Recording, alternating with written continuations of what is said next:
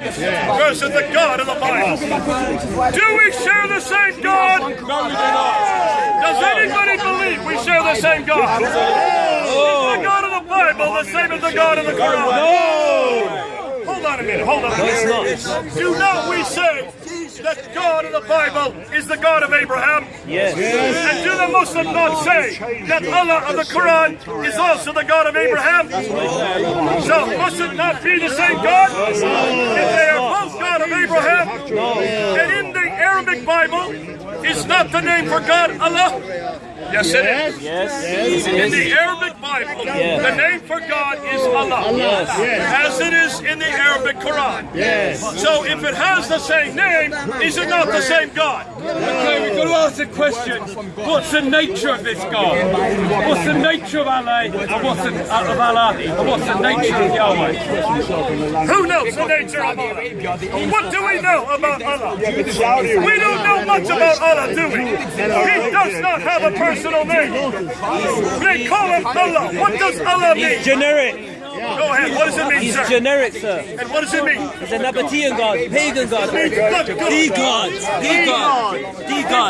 Yes. Anybody can be called the God. That's right. Anybody can be called God. Yes. There's nothing unique about him. That's right. There's nothing special about him. That's right. There's nothing holy about him. No. But we know that God does have a personal name. We know in the Bible, Moses wanted to know that name. That's right. In Exodus 3. Yes. He turns to God in 1400 BC and he asks God, what is your name? Now, did God say my name is Allah? No. Did God use a generic name? No. Is there anything generic about our God? No. Our God is unique, is he not? Our God comes to earth, does he not? From the very beginning, God was on earth, was he not? That was God walking and talking in the cool of the day. That's right. God was in the Garden of Eden, was he not? We have a big God. Our God can come to earth anytime he wants. That was God eating with Abraham, wasn't it?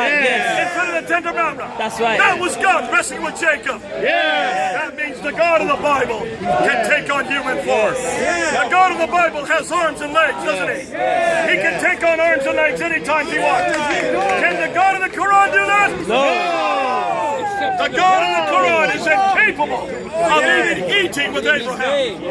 The God of the Quran was never in the Garden of Eden. The God of the Quran never wrestled with Jacob.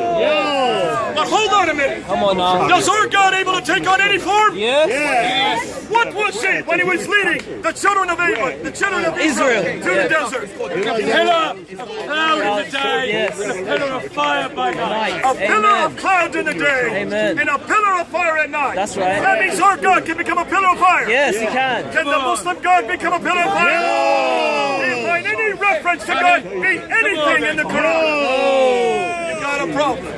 Do we share the same God? No. The Quranic God, Allah, is too small. This God is unable to come to earth. That's right. This God is always other, always distant, always in heaven, never comes to earth, which means the God of the Quran has no relationship. That's why I'm Muslim. You like it or not? There's no God. I don't mind. I don't care. Hold on a minute. That's why I'm Muslim. Can the God of the Quran? That's why you're here. Doesn't teach you. Can the God of the Quran come to earth? Hold on a minute. That's why you're in I will slavery. actually refute you. House of bondage. Hey, when your visa is expiring, Can Allah come to earth? Can Allah take on human form? go back to New There you go. He cannot take on human form. Can Allah take on the form of a burning bush? to New Mexico. Can Allah take on the form of a burning bush? Surah 20, Ayah 10 to 14. Surah 20, Ayah 10 to 14. I challenge him to debate with him. I'm not a scholar, yet I can't debate with him. But he's a coward, man. He cannot debate with me. Surah 20, Ayah 10 to 14. Get your own letter. Get your own letter. Have a debate. the fire. Okay, here we go. Do it again. Perhaps I can bring you a torch or find a fire some guidance. Who is speaking here? It says, Moses saw the fire. So Moses sees the fire. He goes to find out about the fire. Yes. And what happens when he gets to the fire? Verse 10, what does it say? It says when he came to it, he was called, "O Moses, indeed I am your Lord." Okay, say that again. Oh Moses, indeed I am your Lord. Continue on. So remove your sandals. Indeed, you're in the sacred valley of Tua. You're on sacred valley. So you're on holy ground. Now let me ask you, Sid. Can there be holy ground without Allah? No. Only where God is it holy, right? Yes. Only where God is it sacred. So is this sacred ground according to the Quran? Jesus doesn't have I'm afraid the Quran's copied the story from the Bible. We've no problem. Okay, with continue God on coming before to you do us. that. Read verse 14. Because verse 14 underlines exactly who this is that's in the burning fire, that's in the burning bush. What does verse 14 say? Verse 14 says, "Indeed, I am Allah. Oh, There hold is on a no minute. deity except Who me." is this speaking? This is somebody voiced from the burning bush. And what's the name he calls himself? Allah. He claims to be Allah. Can anybody claim to be Allah outside of God? You've got a problem here. Only God can claim that name. That is God claiming that name in verse 14 of chapter 20, proving that God is in that bush. Am I right, Sid? Yes, according to the Quran. God is in that bush. According to the Is that bush on earth? Yes. Is Moses there in front of that bush? Yes. Is God on earth? According to the Quran. According to the Quran, in Surah 20, ayah 10 to 14, Allah is on earth, which means God can come to earth, right? God can take on any form he wants, even a burning bush, according to your Quran. So if God can take on the form of a burning bush, can he also take on the form of a man? Come on! You've got a problem, folks. Please stop limiting God. Do not say God can't take on human form, because you're limiting God, and he's no longer Allahu Akbar. He can no longer be the greatest if he can't become a human. My God is absolutely Akbar. Yesu Akbar! Yahweh Akbar! Yahweh is the name that God gave to Moses in Exodus chapter 3. Yahweh is the name, and he says shall be his name forever. Yes. It's still his name today. And Yahweh became a man at the very beginning. Yahweh took on human form anytime he wanted to. We've got a big God. And when you say he can't take on human form, you're limiting God. If your God can't take on human form, he's no longer omnipotent. You have just taken away his omnipotence. Do not do that with God. God truly is omnipotent. And only God is omnipotent. Please must have stopped taking away his power, because you're making him a little God, an Arab God. Because it's the Arabs who knew the name Allah before Muhammad knew that name. They are the ones that said God can become a God. This is a Nabatean God. The name Nabatean. It is the Nabateans that gave you that name. And look at the Nabateans. What is the name of God? Here you go. The name of God in Nabatean is Allah, right? And what is the wife's name? Because Allah has a wife, doesn't he? Allah is the wife of Allah. Did you know that? Allah has a wife named Allah. The very same God that you have in the Quran is borrowed from Nabateanism. And the Nabatean Allah not only had a wife, what else did he have? 3 daughters.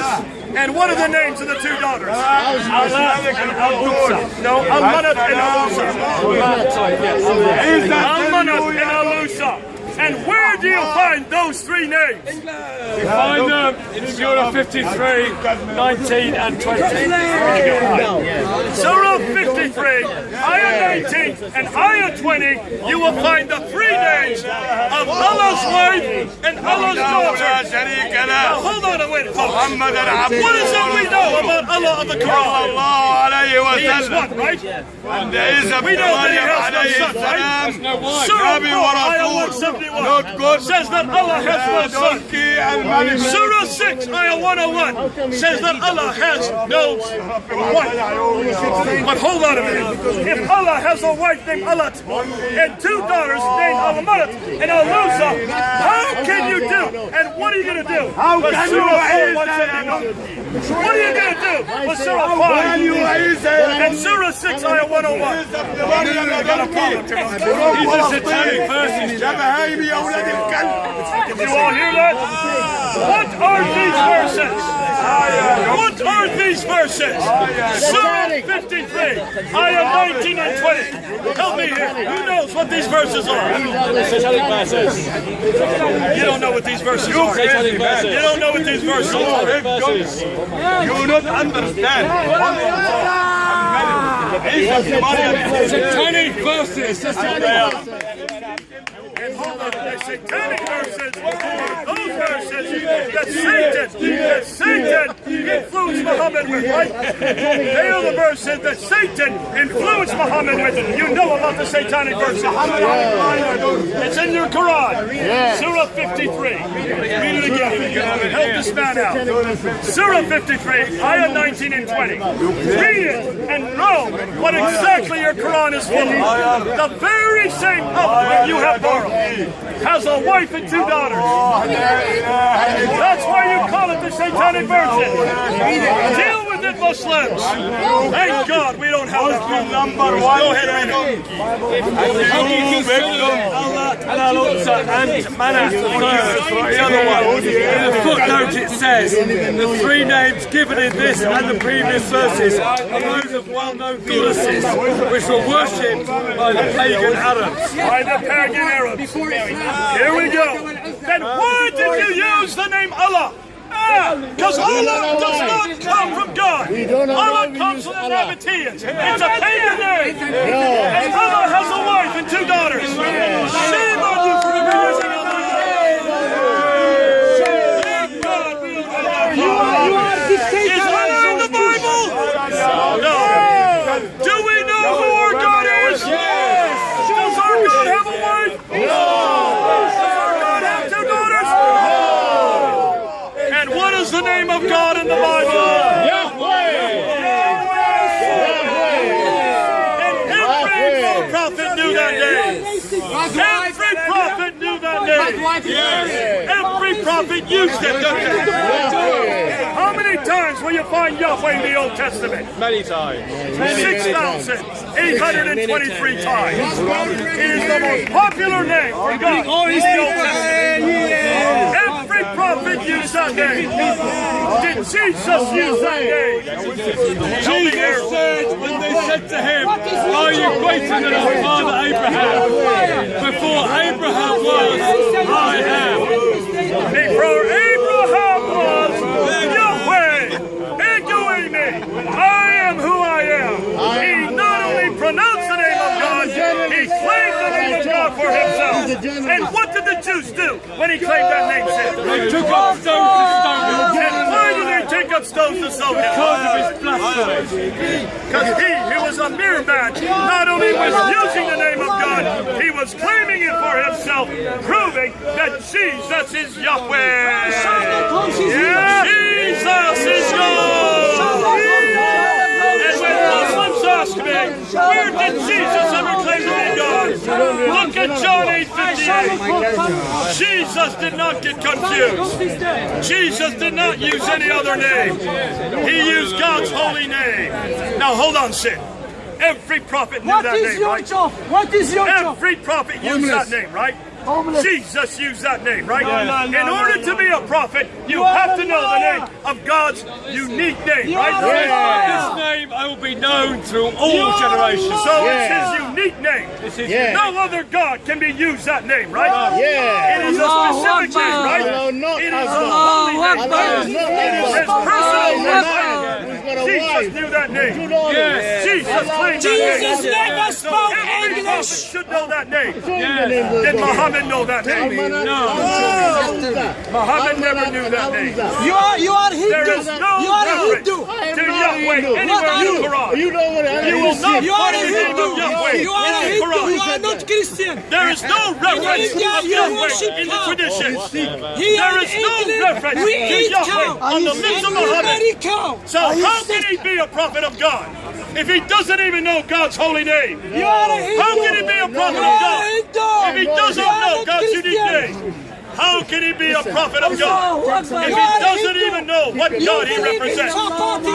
You don't believe in Jesus. Absolutely. You believe in chapati. He never prophesied anything. He never predicted anything. Every prophet must You do believe something. in chapati. Every prophet Why must you believe in show Jesus? that You they are are a prophet. And one of the two things You that believe in chapati. How can you Are you a Muslim? Have to make something that comes true. How can God die? You are Marcus. And they must do How a can miracle. God die? Did Muhammad do any miracle? How can God die? You are Marcus. How can God die? That's a miracle. Do you believe he went to Jerusalem? Fasting. Where does it say so in the Yeah, Quran? I'm fasting. Fasting Ramadan. Where is it? I'm fasting. You're fasting. Yeah, I'm fasting. It's called the Quran. I know what it's called. Where does it say so in the Quran? Give me a chapter and verse. You need the stamina. It is not in I'm the Quran. fasting. Where do you Ramadan. find that story? No. No, because you're That story No, was it's written Ramadan. down by Al-Bukhari in 870. Muhammad died in 632. That's 240 years later. You will not find that story in the Quran. It does not exist. Okay, show me where. I'm ready. What chapter is that? Chapter 17, verse 1. I'm going to help you here.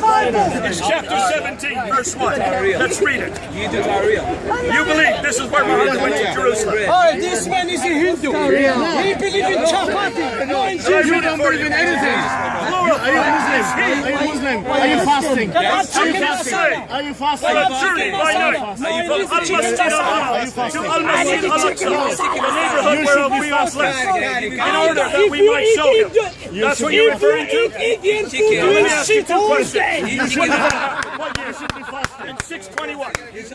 According to your You should tradition. not be thinking of food. What Al-Aqsa? Was there an Al-Aqsa in Your food Jerusalem is in so 621? cheap. Jesus Christ. If you eat When was Indian Al-Aqsa food, erected? you shit all day. Al-Aqsa was built. No, I'm fasting. Hold on a minute. Was there any mosque in You are a Jerusalem Hindu. in You are a 621? Hindu. You're not a I'm Muslim. Muslim. Why are you not You eat fasting? chapati. Al-Aqsa was built in 709. How could Muhammad have gone to a mosque in existence? There was no Al-Aqsa.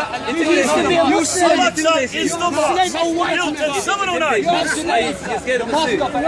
It says masjid. Masjid al-Aqsa. What does masjid mean? There you go. Who was praying in Jerusalem in Al-Aqsa in 621? Abraham lived in 1900 BC. Abraham was not praying in Al-Aqsa. It's getting better and better. You're a big idiot. In India, Where was there any place you called worship Al-Aqsa cow. or any You come to masjid England, in he's Jerusalem he's our prior to Christian. 642?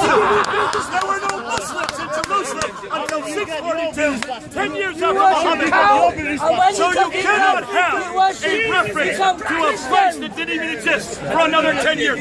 Excuse me, another 20 years. I was for another 20 years before any Muslims were even in Jerusalem. Can you see, folks, how he's stumbling on this? So when was this book written?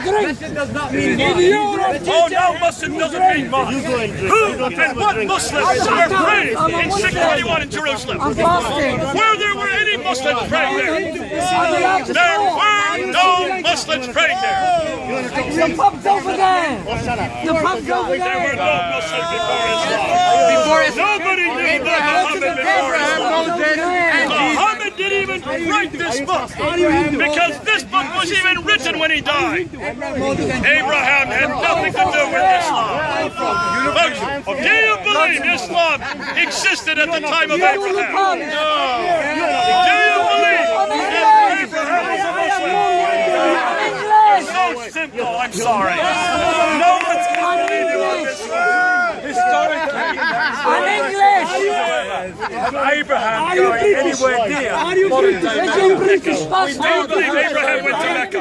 The house of Abraham is Then what do you do in Surah 21, Ayah 51 to 71? Abraham, according to your Quran, went into the Kaaba and destroyed the titles there. That's in your Quran in Surah 21. Read it. In here, Is that Abraham in Mecca? and we America. In India, I hate America because we worship Abraham went to the place where Mecca was in 1900 BC.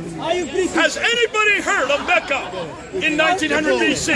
No. Is there any reference to Mecca in the 1st century AD? How about the 2nd century AD? How about the 3rd century AD? How about the 4th century AD? How about the 5th century AD? How about the 6th century AD? How about the 7th century AD? So when is the first reference to Mecca in any documentation? When is it introduced? 741. Are you British? 741 is the 8th century. When did Muhammad die? 632. That's over 100 years later. We have no reference to any place called Mecca. Now, folks, I could be lying. Are you British? Check me out. See if you can find any reference to a place called Mecca before 741. So now are you going to tell me that Abraham went to Mecca in 1900 BC? It's all fairy tales, folks. It's all fairy tales. Listen, most of your Quran is borrowed from other sources. We know where the stories come from. Look what he did. Look what he did. You're gonna buy 10 pounds. Shall we test that right now? Let's go to Surah 5, Ayah 31 and Ayah 32. In Surah 5, Ayah 31, it talks about Cain and Abel. Cain kills his brother Abel. And then he looks to see what he's going to do with the body. He sees a raven burying his partner. So he copies the raven and buries his brother. Is that in the Bible? No. Do you find that story in the Bible? No. So where did that story come from? It didn't come from the Bible. It's not the same story. Hold on a minute. Where did that story come from? It's the same story. We know where it came from. Can I finish? The same story. These are details within the story. But the overall story... No, it's not the same. Nowhere in any story in the Bible does Cain bury his brother Abel. And he doesn't follow the example of a bird. But where does that story come from? We know where it comes from. It comes from the Talmud of Jonathan ben Uzziah, written in the 2nd century AD, after the Bible had already been finished by the Jews as a fairy tale. It was never intended to be authoritative. It was written after Jesus Christ, and yet it finds its way into your Quran. Look at the story of Abraham that I just mentioned.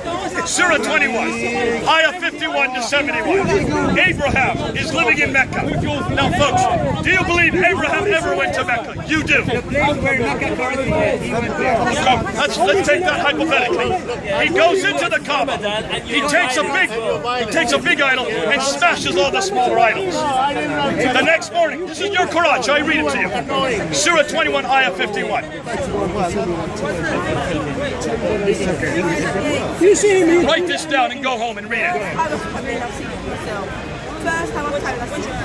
Go to hairdresser. Make your hair.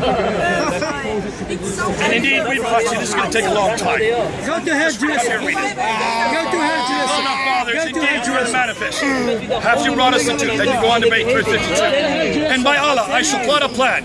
Your idols after you have gone away and turned your backs. So he broke them to pieces. This is Abraham. He broke them to pieces, except the biggest of them, and they might turn to it. So with the bigger idols, he destroyed the smaller idols. The next morning, they said, who has done this? He must indeed be one of the Zalimun. They said, we heard a young man talking against them, who was called Ibrahim. They said, then bring him before the eyes of the people, that they may testify. Are you the one who has done this? They asked Abraham. Abraham said, nay, this one, the biggest one of them. The idol did it. Okay, continue. Ask them and they speak. So they turn to themselves and verily, they are the wrongdoers. Then they turn to themselves, and indeed, Abraham know well, they speak not. Do you then worship besides Allah things that can neither profit you nor harm you? Fly upon you and upon that which you worship. They said, burn him and help your Allah if you will be doing. So we said, O fire, be you coolness and safety for Abraham. So they throw him into a fire. Now hold on a minute. Is that in our Bible? Do we have a story of Abraham going into any Kaaba? Taking a big idol, destroying smaller idols? Being taken and being thrown into a fiery pit? Not in our Bible, we don't. But we do have a story that's similar. Shadrach, Meshach, and Abednego. But hold on a minute. Where does this story come from? You can read the exact same story from a document called the Mishnah of Rabbah. The Mishnah of Rabbah, written in the late 2nd century, early 3rd century AD, is the exact same story, written by Jews in the diaspora. It was a fairy tale, a bedtime tale for children. That's the story you find in the Quran. It was written long after the Bible had been completed. This has nothing to do with the Bible. It is nothing more than folk tales. So what's it doing in your Quran? Maybe there are stories that the monks, the Jewish monks had, which they then decided to write. Hold on a minute. We have the stories what the Jews had. We know that in 60 AD, at the Council of Jamnia, that the Old Testament was canonized. We know exactly what books were there. We have them in the British Library. You can read in the British Library. It's not part of the Old Testament. Look and see. There is no story anywhere in the Old Testament. Stories that Moses had told. There is no story in the Old Testament of Abraham going to Mecca, destroying some idols in the Kaaba, and being thrown into a fiery pit. Not the Old Testament. There are stories that were told that were not part of the Old Testament. Exactly. They were told by the Jews after the 2nd century AD. They were never considered to be authority. They were made up by Jews living in Arabia. They were written down. Did you hear what I said? Of being told. They were made up by Jews in Arabia as bedtime tales for children. Why in the world did those who put the Quran together, why didn't they know this? I'll tell you why they didn't know this. Because they had not read the Bible. The Old and New Testament were not translated into Arabic until the late 8th century. Therefore, they never went to the Bible to find out who Abraham was. They never went to the Bible to find out who Cain and Abel was. Look at Surah 27, ayah 17 to 44, the story of Solomon and Sheba. Ooh, it's a lovely story, but it's not in my Bible. Solomon has birds that he marches every day to train them up for battle, so they can fly up over the enemy and drop stones on them with the name of the enemy at the bottom of the stones. Where's that? That's in Surah 27. No. Ayah 17 to 44. There's no names on in the your stones. Quran. There's no names on the stones, but anyway. There is names on the bottom of the stones. They drop the stones and kill the prisoner. Correct. As he is marching them, getting ready for battle, he notices that one bird is missing, the hoopoe bird. He gets angry. Where's my hoopoe bird, he says. From the Quran? In the Quran. Surah 27, ayah 17 to 44. Read it. Suddenly the hoopoe bird flies, and it comes and lands at his feet. He talks to Solomon. I had no idea Solomon could talk to birds. Yeah, I thought you were talking about... Solomon. We're talking about Solomon and Sheba. And this bird says, there's a beautiful queen from the land of Sheba. You need to go see her. Solomon says, you go on down and bring her up. So the bird flaps on back down to Sheba, stands in front of the queen, and talks to the queen of Sheba. She talks to the bird as well. So both Solomon and the queen of Sheba can talk to birds. I had no idea. According to the Quran, they talk to birds. And tells the queen to come up to visit Solomon. So she comes up to Jerusalem. Solomon is sitting on his throne. She comes in the door of the throne room. Between the door and where Solomon is sitting, there is a pond of water with a glass over it. She doesn't know what it is. She thinks she's going to get her skirts wet. So she picks up her skirts to keep them from getting wet. That's in your Quran. Is that in the Bible? I guess not. Can you find that story anywhere in the Bible? Oh. So where does that story come from? What? So what? I mean, it comes from the second Talmud of Esther. The second Talmud of Esther is an apocryphal account of nothing more than a bedtime story. Again, one of the same bedtime That's your stories claim. that That's we your saw claim. in Surah 21 and in Surah 5. That's your claim. Oh, it's not my They're claim. religious books. It's the historical text. religious- There is religious nothing books. before the 2nd century that has that They story. are religious books. Which means almost everything in the Quran is borrowed. Not from the Bible, but from the apocryphal writings. Folks, you've got the wrong writings. These are writings that are not from God. These are writings that are from men, written long after the Bible was finished. See, we even know the dates when they were written. We know where they were written. We even know who wrote them. None of them were prophets. All of them were never even claimed that these were part of Scripture. They always saw them as apocryphal writings. You know what apocryphal means? These are writings extra-biblical. Extra-biblical. These are nothing more than folk tales. And yet it is those stories that the Quran is full of. Now what's fascinating to me is why have Muslims not admitted this? Why is it your scholars refuse to admit it? Your scholars have to claim that these are their authentic stories. They come too late, many centuries too late. They have nothing to do with the Bible, and they have nothing to do with my God, or Abraham, or Solomon, or Cain and Abel. But they don't have to do with the Bible. They just have to do with the truth. He still thinks this is the truth, folks. Jay, what you're doing effectively is destroying Islam historically. Because if what you're saying is true, that the Quran is copied from apocryphal literature, it cannot be the words of Allah on a preserved tablet sent down to Muhammad. It cannot be. Let me ask you real quickly, since you seem to be a scholar. Do you know when this Quran was written down? Which I'm not, yeah. But today you're going to be our scholar. What's your name, by the way? Saleh. Saleh. I like Saleh. You're a good man, and I love the fact that you keep taking me on. That's great. Now, Saleh, when was this book written down? It's not written. Written down? It was written down, I think about a... It's not written. No, 20, 30 years. It's not written, my friend. Well, It's not written. His question It was is, compiled. Yeah, compiled. It was compiled, not Correct, written. correct. It was When was The it compiled? Quran was revealed about 23 20 years. years after he died. About 20 years after, it's about the time of Uthman. No, it's not 20 years. my Time of friend. Uthman, You have to 650. check your Muhammad died in 632. So roughly 18 to 20 years after Muhammad, right? You have to check your And reference. let me ask you, do you have any manuscripts from the time of Muhammad? No. Do you have any manuscripts from the time of Uthman? But the way it was preserved was that there were many people who memorized the Quran. And what did they memorize? What did they memorize? Yeah, what manuscript? They memorized the Quran. Which Quran? The Quran that was The Quran of told to Zayd them. ibn Thabit? The Quran of Ibn Bakr? There was only one Quran. Hold on a minute. There was only one Quran. There were many There was only Qurans. one Quran that was Zayd ibn memorized. Thabit is the Quran If you have like. no lineage, But there's don't also answer. another Quran of Don't Ubay ibn answer. Ka'b. Because your There's also a reference is wrong. Quran of Ibn Masud. Is he telling you not to listen to me? With all my Is he respect scared? to you. Is he fearful that you might hear some truth Then today? 23 years. There's another Quran of Ibn Musa. No, he's asking when it was written down. After it was revealed. He knows. He doesn't After like it was this. revealed. Because I'm going to use your own traditions against you. I'm going to use your own traditions. Please don't go about position. You have a group behind you. He will He's already scared. You can see. He wants you to leave. He doesn't want to listen to this. He's fearful of what I'm going to say next. I'm just going to use your own This is what authority. I said. If you I'm have going to no use Abu knowledge, Hadi. don't I'm answer. going to use Sahih Muslim. Don't answer. Be careful. answer. Be careful with what he says. He's very scared. He's very scared. Whoa. But see, we're not scared of the Bible. We don't get scared of people asking questions about the Bible. No. But sir, I'll tell you what he said. What he said. Go see.